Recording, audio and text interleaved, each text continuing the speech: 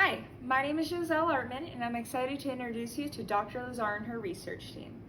This past summer, with the support of the Department of Energy grant, Dr. Lazar and her students worked on high-energy physics experiments at Lawrence Berkeley National Lab.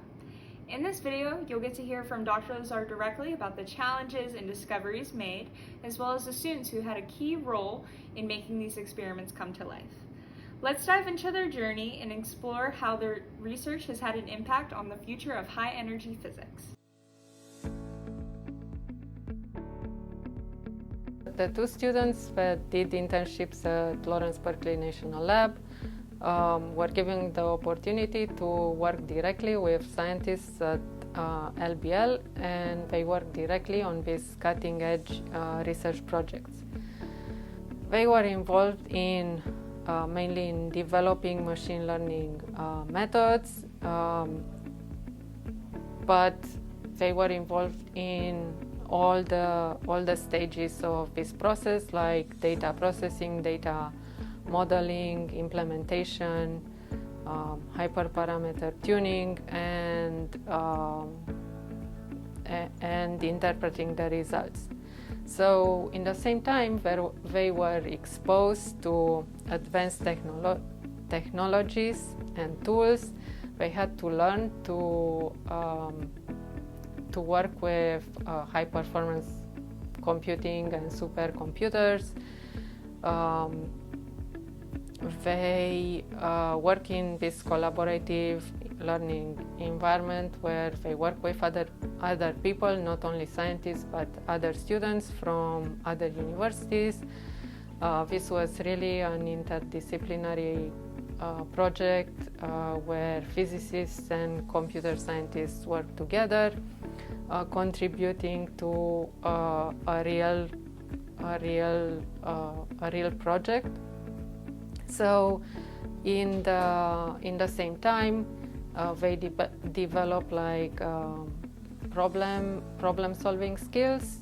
They improve their communication, scientific communication skills, and they network with people from all over the country and people from other countries.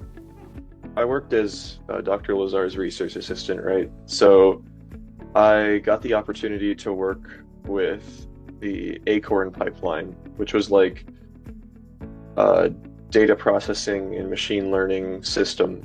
It was already like set up to work with the TrackML dataset from CERN. And at that point, there weren't a lot of like data visualization tools and things like that. So me and the other research assistant worked to make tools to save like our configuration files so we could repeat experiments, and then use our new visualization tools to make more convenient output.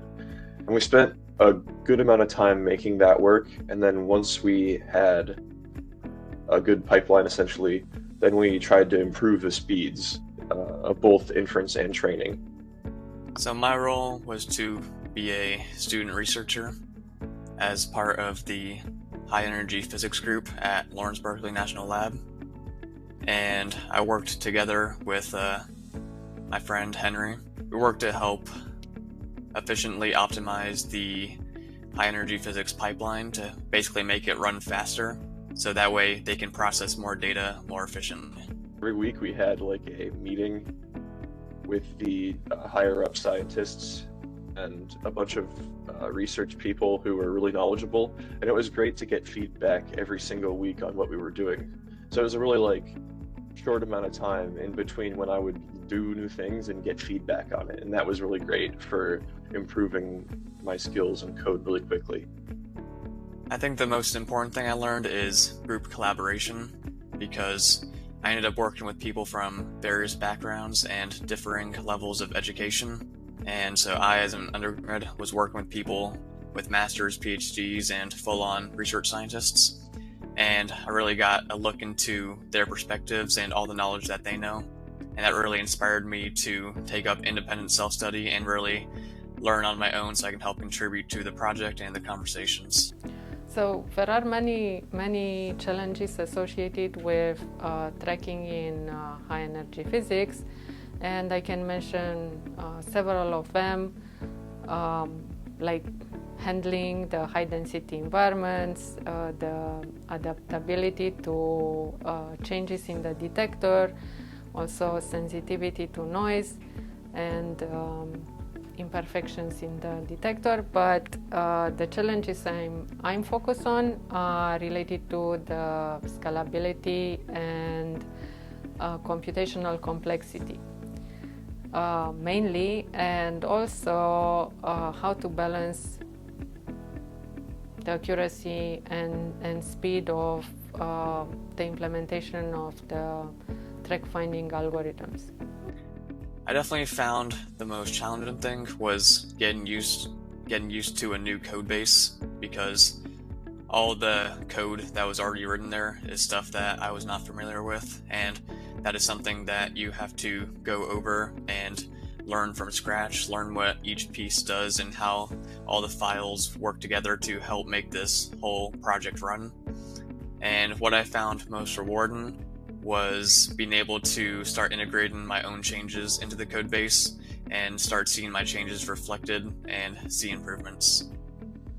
I'd say all of the like physics terminology and stuff, because that's not my like area of expertise.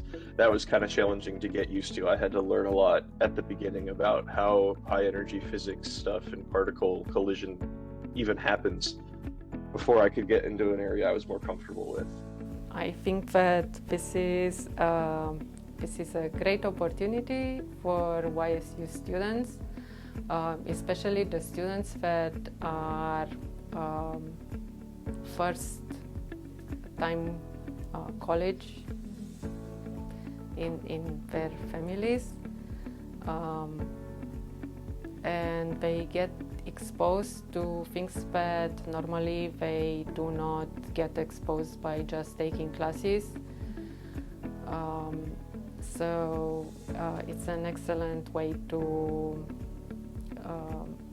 learn new things, meet people, and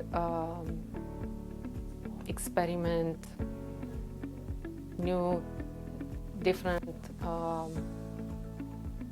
career choices that they can pursue in the future.